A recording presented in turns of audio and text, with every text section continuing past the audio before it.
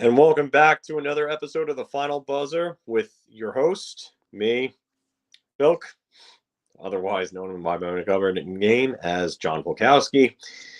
But you can just call me Filk. I respond to a multitude of other names that are usually expletive filled, but can't really say those on here. Got in trouble last time I kind of said some things that I wasn't supposed to say. So I'm going to refrain from that. But yeah, we're here to talk hockey, as you know, on Big Apple Hockey. And yeah, we're gonna go into the good, bad, and the ugly because it's another episode of the Final Buzzer, and that's what we do. We do the good, the bad, and the ugly.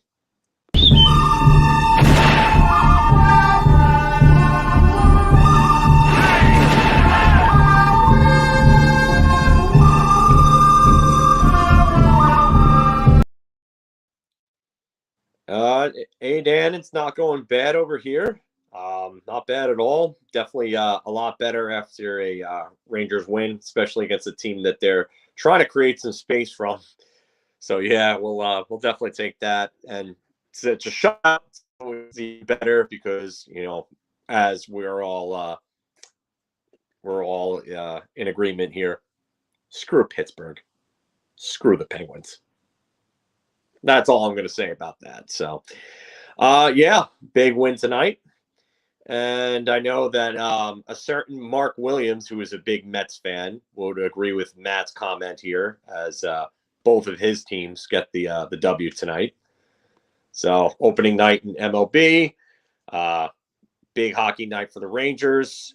Unfortunately, Buffalo could not hold Carolina off and beat them for the second game in a row. That would have been great, but it's whatever. So we'll have to hope that Carolina will start losing some games. But you know what? I wouldn't mind facing Pittsburgh. You know what? Whatever comes this team's way, let it come this way. So, yeah, for some reason, I don't know what's going on with my phone. I have an iPhone, but I can't get it to switch vertically like I normally do. So that's why the view is this way. I do apologize. I actually just started up. I had to watch the game. I got home, and with ESPN Plus, it was kind of a little harder to navigate through the recording. So, plus I watched the Adam Fox little thing in the intermission. So, took a few extra minutes than I normally would. But I'm here. Let's talk hockey. So we'll get to things here. I thought Panarin's line was really, really good tonight. They generated a lot of chances. And I thought Artemi Panarin played a really good game. He got a goal out of it, but that line could have probably gotten some more, probably one or two more goals, I would say, had Pittsburgh not been good with their sticks and lanes and then getting on some second chances. So Jarry wasn't bad, but I think any other night where they were just, where Pittsburgh wasn't as good, I think that they probably would have had two or three more goals. So that line was really good. Artemi Panarin played well. He's been playing a lot better as of late. So this is what you want to see from Artemi Panarin right now. You want an elite player like him to be stepping up, to be giving you that elite level of play down the stretch. I think this is going to bode very well for them heading into the playoffs. And Andrew Kopp seems to be a fit on that line. I was kind of hoping that Capo Caco would get back on that line with Strome and Panarin because they did play well together earlier on in the year, and that Kopp would go down to the third line and give the third line a little more of a boost and give you three really good lines that could score, because I don't think they're going to move Vetrano off the top line. So, yeah, I really would have liked that. But you know what? I'm not opposed to seeing what that Kopp, Strome, and Panarin line could do in the playoffs. I think that could help create some matchup problems for some opposing defenses. So we'll see what Gerard Gallant does with them. So the The next point I would go to would be Zibanejad. I thought he was really good two-way. I thought his defensive game was really good tonight. He made a few really good defensive plays. Um, I didn't think Kreider was bad. I didn't think he was great. I think he could have been better, but I don't think he was bad at all by any means. But Zibanejad made some really good defensive plays. He was heavy on the puck, physical, off the puck as well. I loved his game, and then he got 2 points out of it. So yeah, this was one of those nights where you're like, wow, if Mika Zibanejad keeps giving you more nights like this, should start getting some. Not that he was going to get serious Selke consideration, but get some. But I like what he did tonight. So I was a big fan of his game. I thought Petrano was decent too. He looked good on the forecheck. Could have been a little better himself, but you know what? That line didn't play bad, but I thought Mika really stood out. So I'm going to move on from that. The PK comes up big again. Perfect on the night. Thanks due in part to Igor.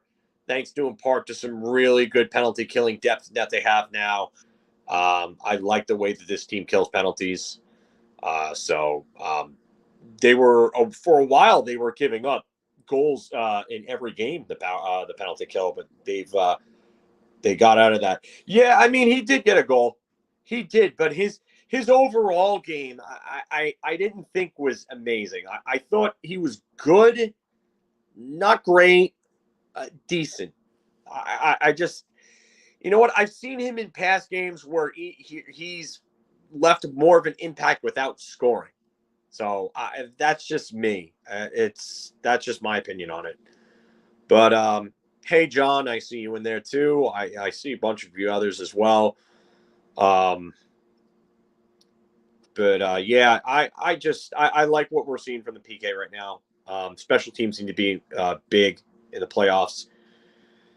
You're not going to get a ton of penalties, but you got to score on those power plays. And if you get penalized, you got to kill off those damn penalties. So, but yeah, we'll talk about we'll talk about this in a little bit, Andy. So yeah, I do have Tyler Mott as one of the points, but PK was really good. Schneider and Miller were both really, really good tonight. This is the second game in a row where I've really been impressed with Keandre Miller's play. Nothing that's come up on the scoreboards, but he's doing the little things that you want him to do. Moving the puck out of the zone with conviction and moving it out quickly and accurately and making the right plays. And I mean, he even laid the body on Ricard Raquel after Raquel knocked him down. He went right back after Raquel and knocked Raquel down. So I like what I'm seeing from Miller. He's playing a little more physically lately. He's limiting the mistakes in his own zone. It seems like he's really paying attention to what's going on defense, and they've really gone over those mistakes with him and said, hey, you got to limit these.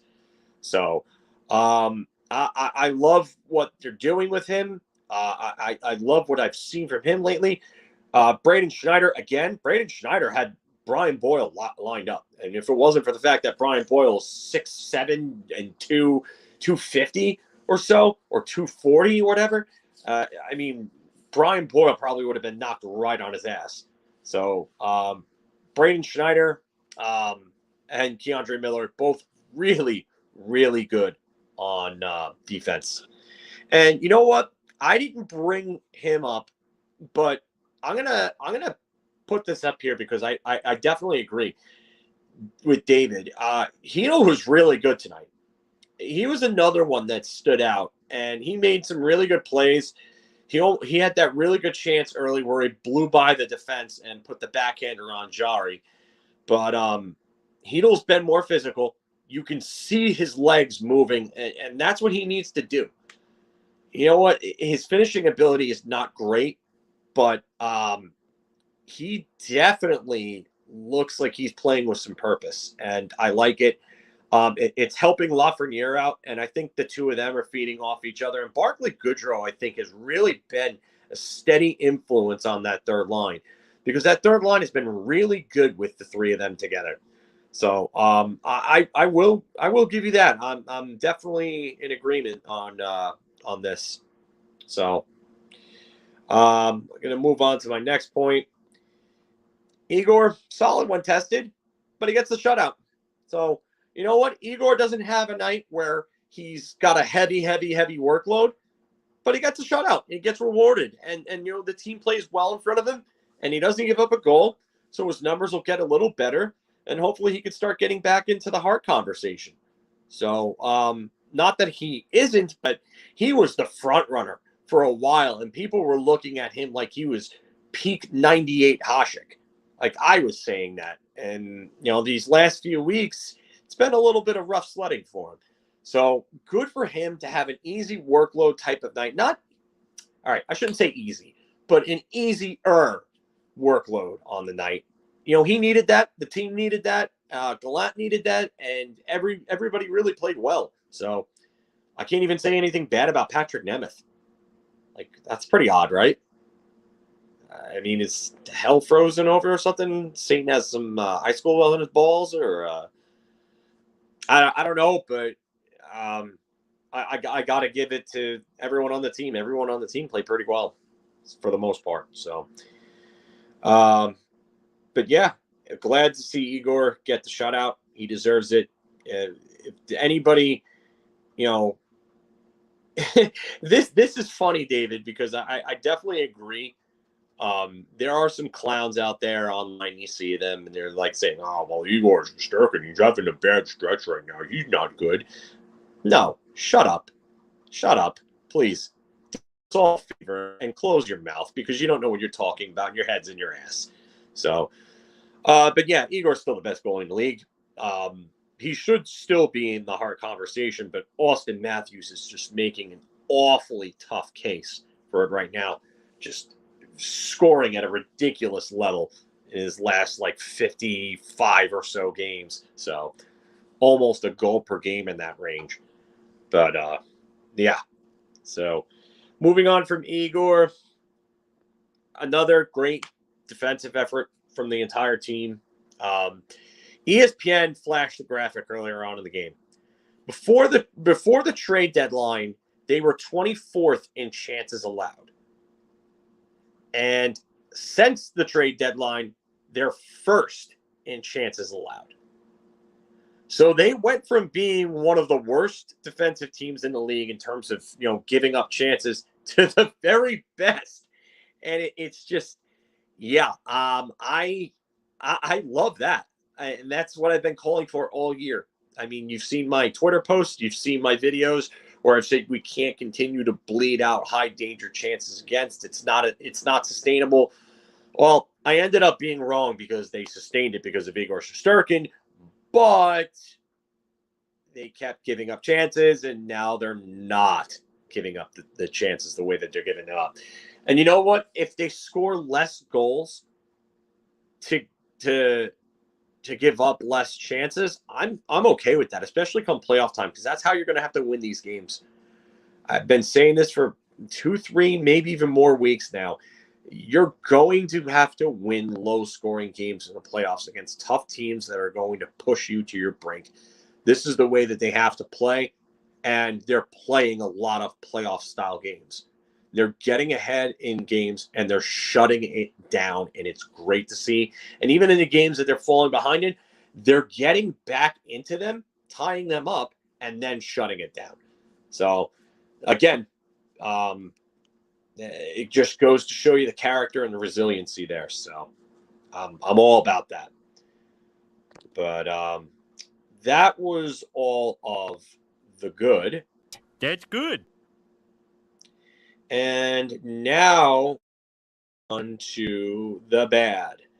And the only bad thing that I have is hopefully Tyler Mott is not out for long. It's not a dirty hit. There's no head contact. It looks like it's probably a shoulder injury. Hopefully it's just a separated shoulder, because if it's a separated shoulder, he won't be out for very long. He'll probably be back by the time the playoffs come around. That's probably the best prognosis from what I've been seeing. So I definitely hope that he's okay, but the only thing I'll say about the hit is that Anthony Angelo probably could have eased up and just kind of ridden Tyler Mott off into the boards, because he was vulnerable and there was no chance he was making a play on the puck or could have done anything with it in the position he was in. So, I mean, he really didn't have to hit him and hit him hard. He would have separated him from the puck either way. So that's my gripe there. But it's not a dirty hit. It's just an unfortunate um, outcome, if you will. So again, hoping Tyler Mott gets better and that he doesn't miss much time, because Tyler Mott's been an extremely valuable and important piece to this team's bottom six, in specific the fourth line.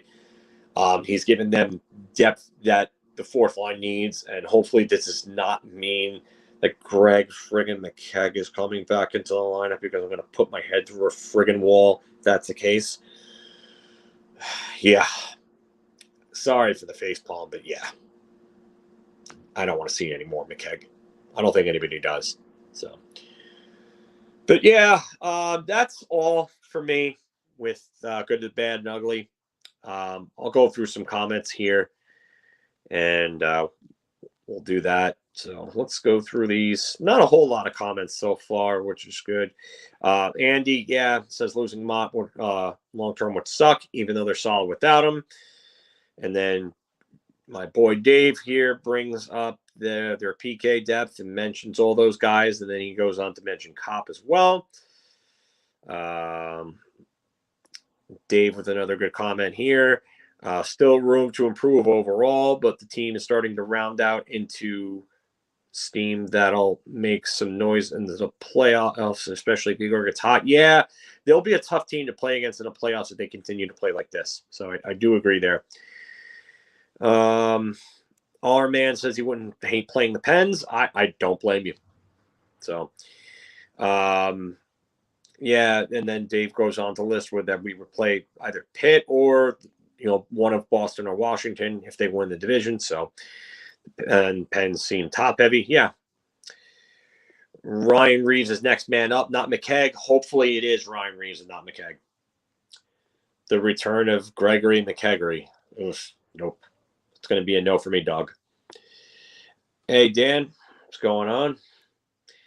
But yeah, I definitely like the way that they're playing these games lately. I know it might not be as entertaining to watch, but yeah, them shutting it down and just locking things up and just giving solid defense is really what this team has needed for a while. And like I said, with the chances against stat that ESPN posted, you go from 24th prior to the deadline to first. Just that's great. That is progress. That's not even progress. That is just worlds apart, night and day.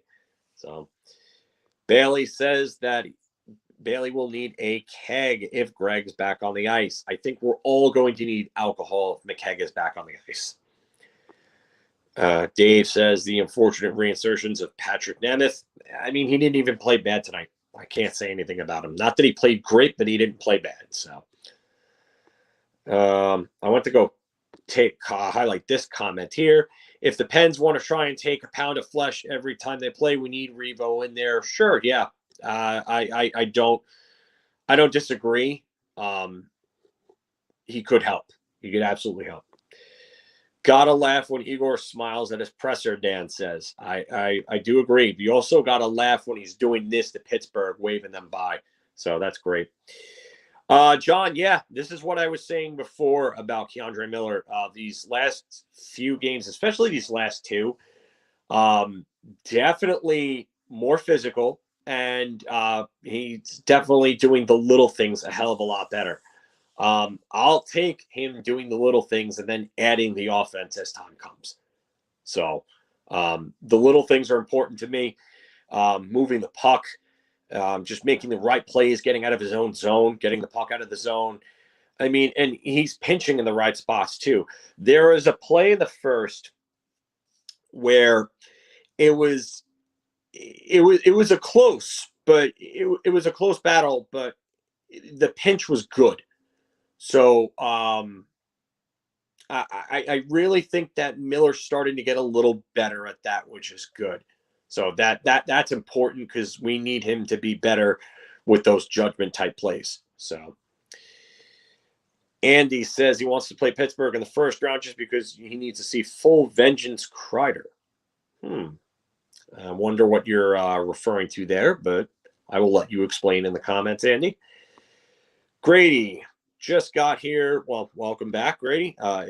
So I don't know if I mentioned this, but how about the Rangers only giving up one even strength goal in 4?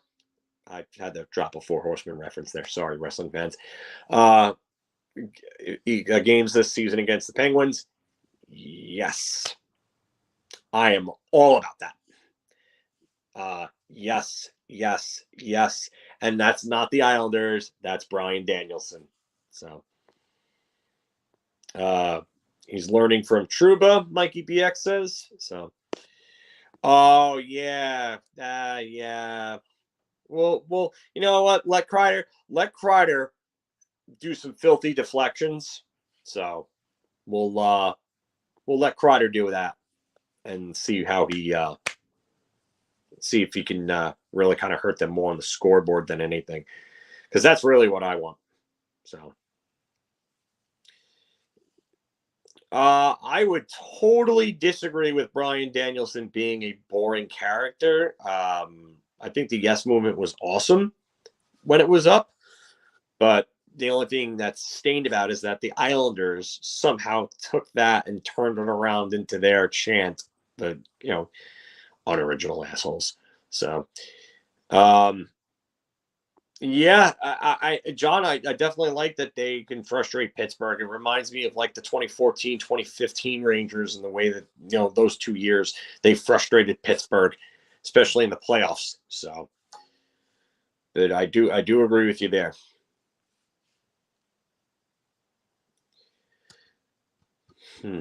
Yeah. Well, I was just thinking of something, and I just totally lost my train of thought. Probably because it's late, but yeah. Yeah, the fact that they stole that chant is funny.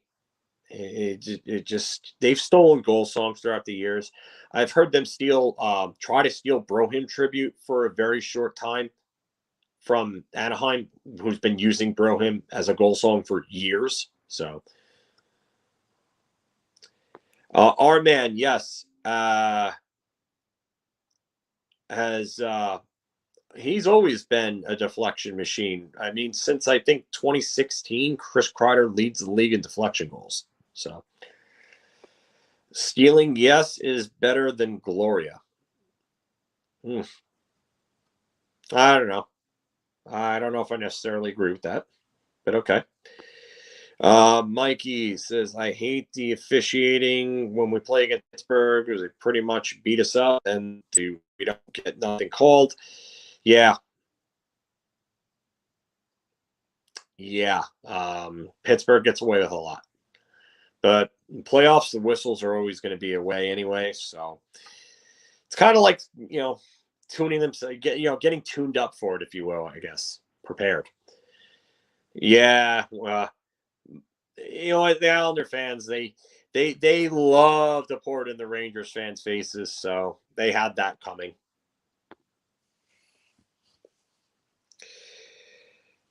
But yeah, it's just interesting seeing the way that this team is coming about and watching the shift in play from being a real offense first team to what's starting to look like a defense first team, and just counterattacking. And you know what, you need that, but The only problem with that can be when another team wants to play the same type of game. Then it becomes a who blinks first, staring contest type thing.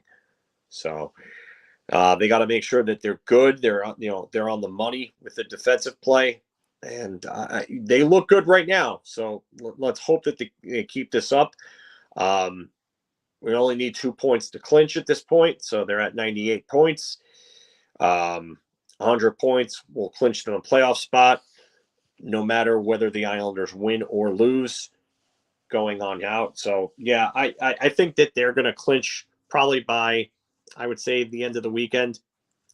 I think Carolina is probably going to want to beat it's not probably going to want it. They're going to want to beat the Islanders tomorrow night. The Islanders are going to be desperate.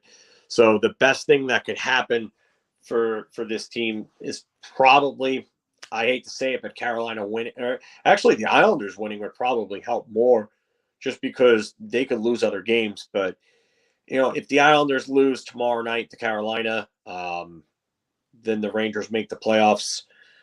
It'll be interesting to see what happens with the Capitals, because the Islanders are only 11 points back of the Capitals, and they have, I believe, 2 games in hand. So that'll be an interesting one.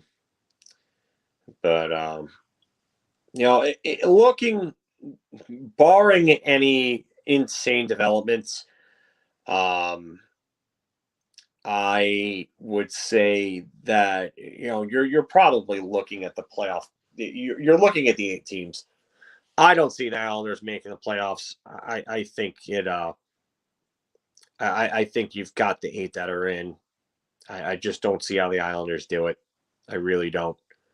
So, but yeah, Corey, good night for everybody who is a Ranger and Met fan. So, and yeah, we can't stand the Penguins here. I don't think anybody can stand the Penguins.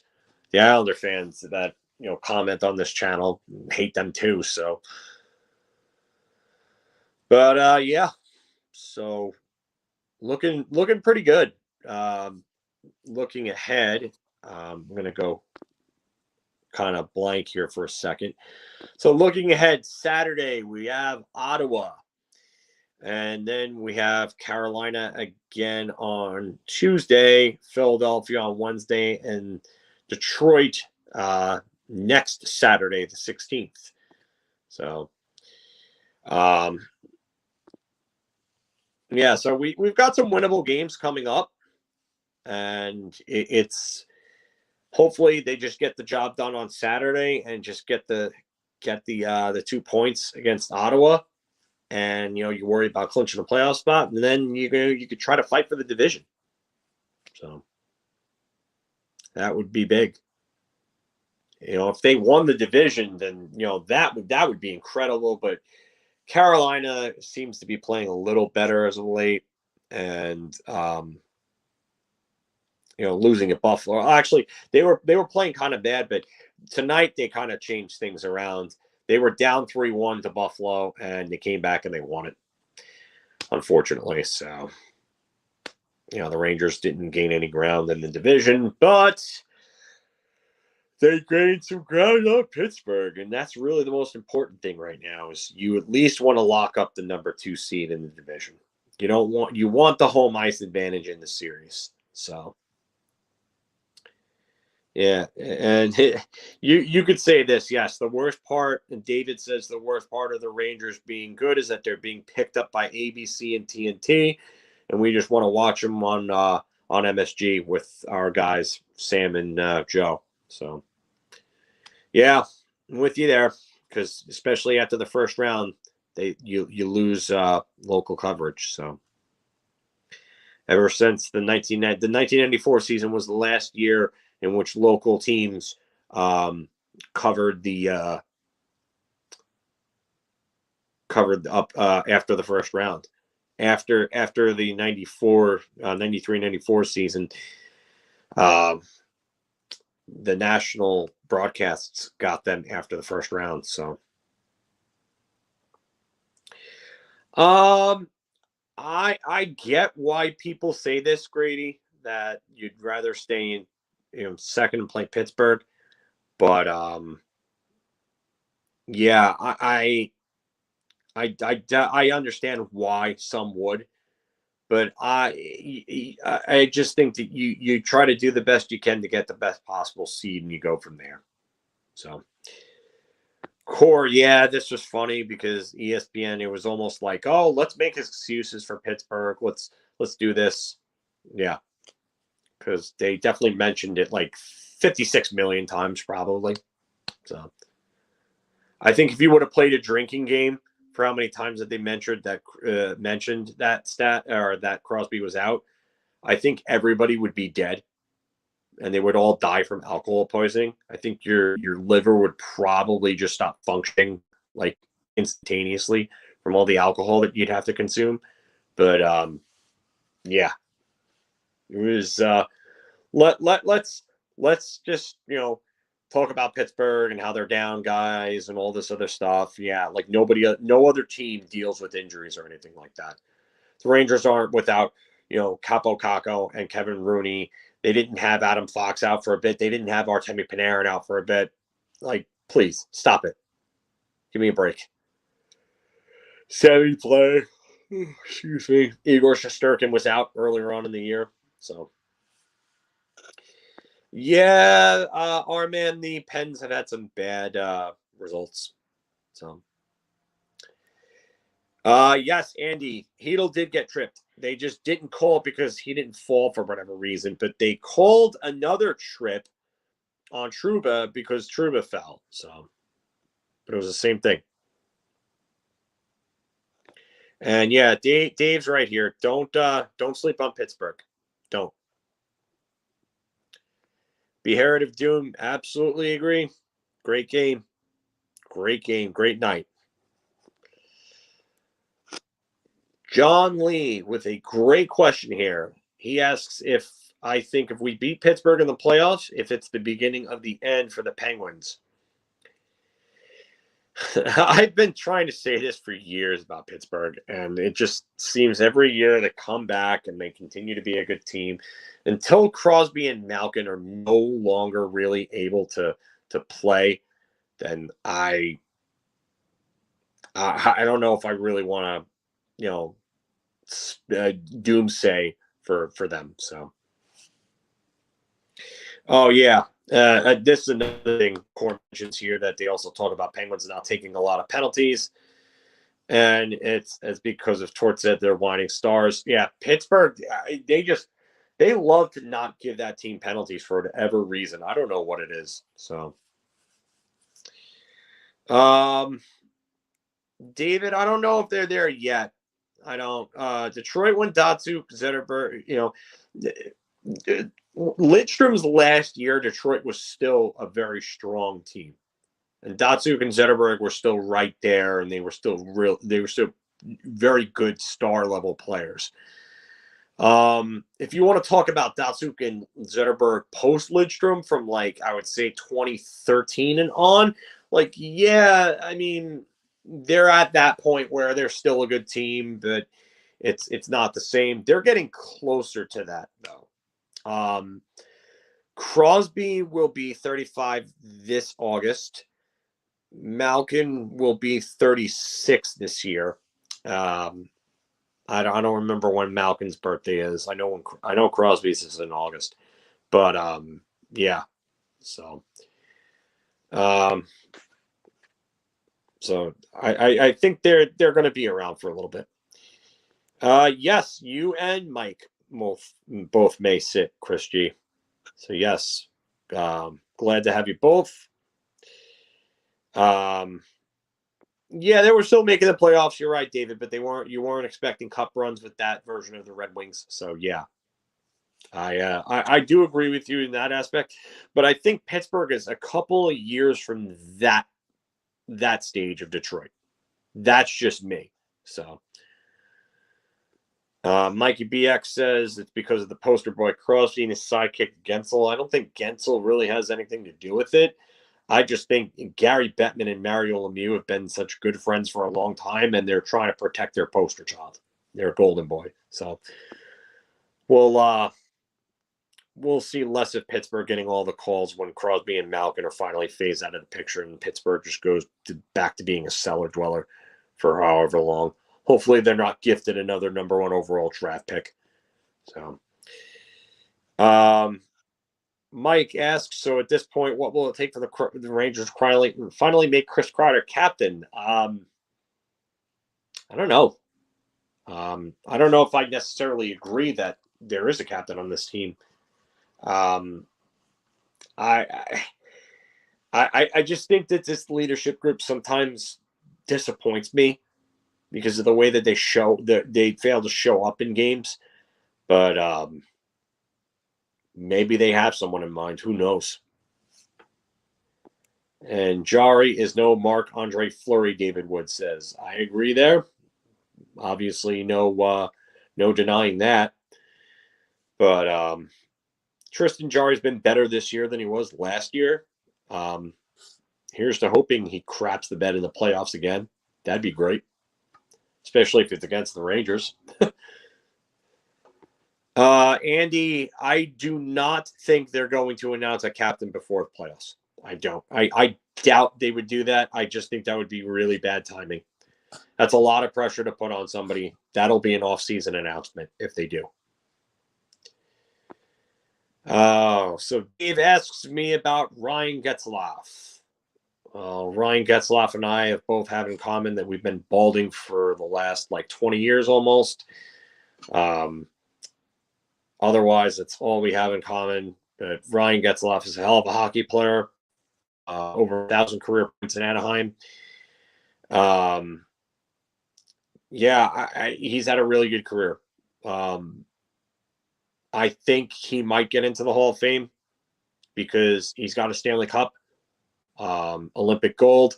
So, yeah, I think he had a very good career. He'll have his number retired by the Ducks. So, if there is no captain, who raises the cup first? Let the goalie have it. He's been great.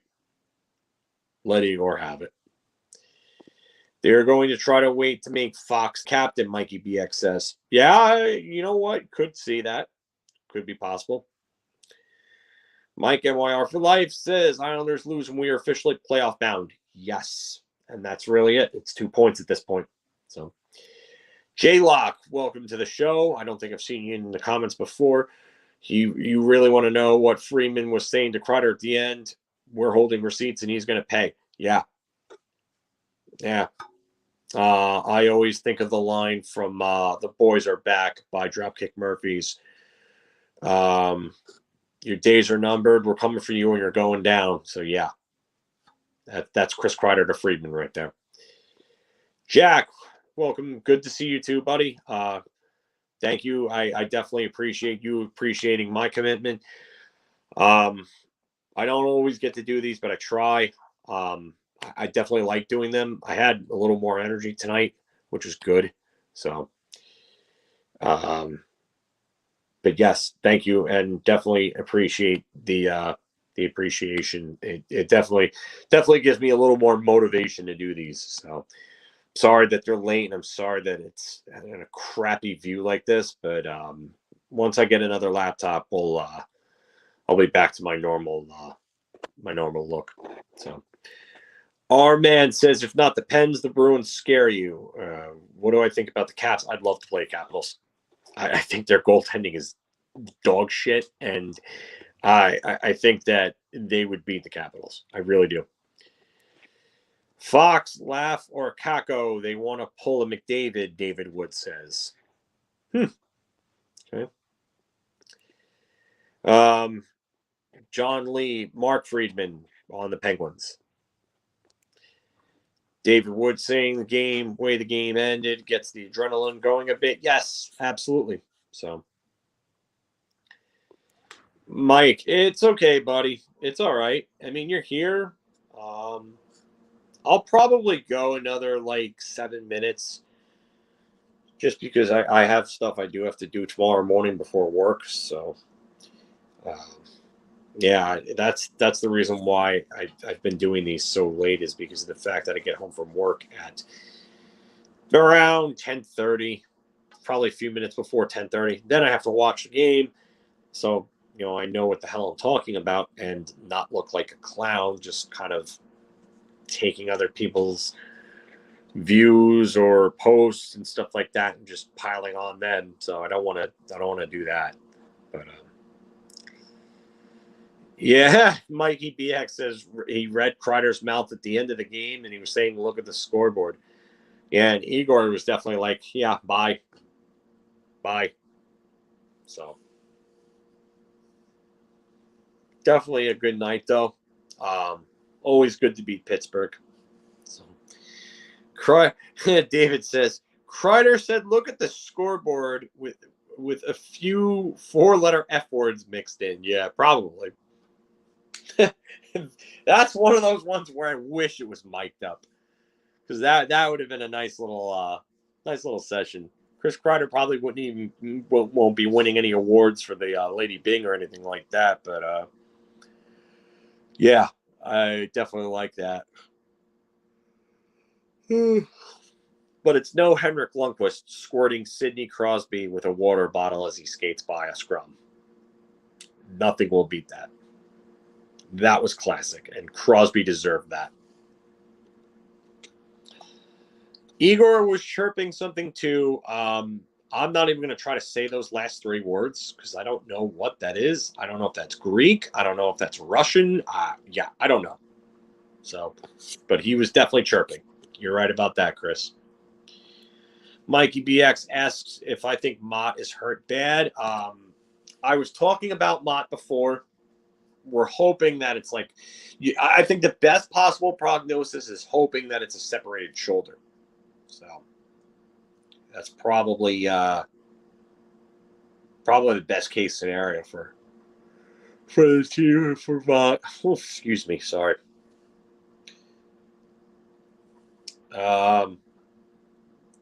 Mike MYR for Life says I don't think Kreider has run a single goalie yet. You might be right about that. Sean Avery with the accidental hit on Thomas. Oh yeah. Chris G says Russian, but Igor goes to Greece every summer. I didn't know that. David says, Mike, that just means he's due. Mike, MYR for Life says, so McKegg, no. John Lee says, Freeman, who? I'm not getting it, John. I'm missing something here. Either that or I'm just flat out tired and I'm just, not there, but sorry. Mikey BX says his arm is hanging. Yeah, it's definitely a shoulder injury. So if it's a separated shoulder, that's probably the best thing that it could be because that's a shorter term injury than anything. If it's a broken collarbone or anything like that, then that would be bad. MJF, my jerk off friend. Like anyone knows who Friedman is. Yeah, David, good comment there. I tweeted about this, Core. I don't know why Nemeth was in. I didn't think Nemeth was garbage tonight. I really I didn't notice him making any real egregiously bad mistakes, but I just don't get why Justin Braun has a hell of a game, scores a goal, and then they take him out. Why? I don't get it. I really don't. Schneider has to stay in the lineup come playoff time. Kid has earned a spot. J Lock says, hopes Gallant recognizes it. I totally agree with you, J Lock. David Wood says he's a hockey player. If it's a separated shoulder, you pop back. No, I would rather not risk anything with Mott. It's good that they took him out of the game. Obviously, he was in serious pain. So let's not tell anybody to be a man or toughen up or anything like that because that's stupid. Sorry, but it's stupid.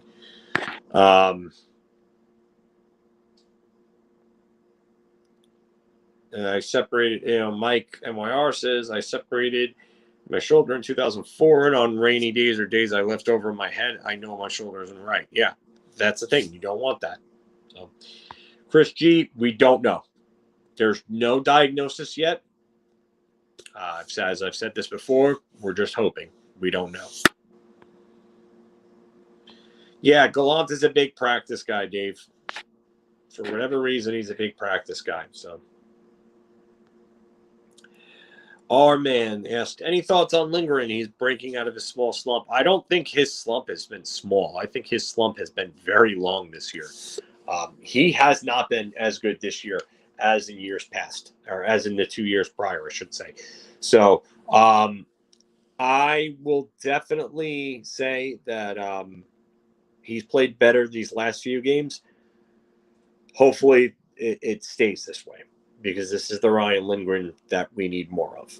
So, yeah, the infamous upper body injury, and that's all we'll get on it. So,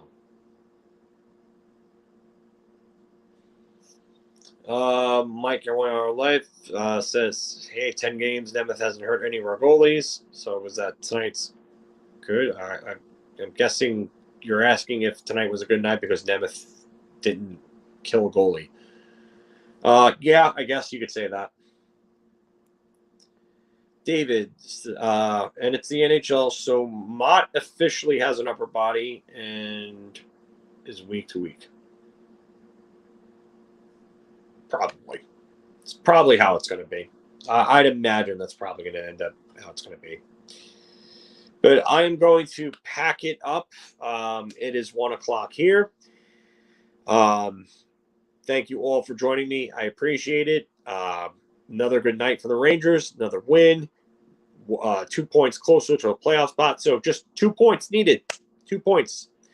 The most the Islanders can get is 99. So 100 will actually clinch a playoff spot for the Rangers.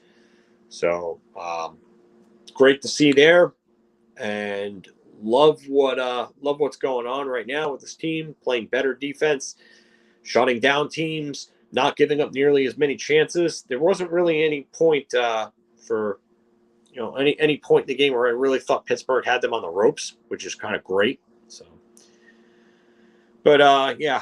So definitely a big game for the Rangers.